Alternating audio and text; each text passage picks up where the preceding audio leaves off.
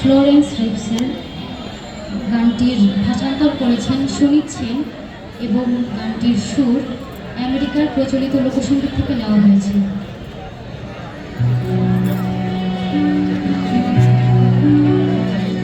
আজ মুখোমুখি দাঁড়িয়েছে দুটো দল, আর মাঝামাঝি নেই তো কিছুই।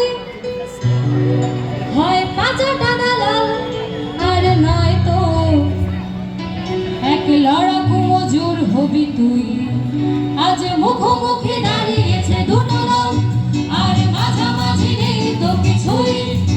হয় পাঁচাটা দালাল, আর নয় তো এক লড়াকু মজুর হবি তুই।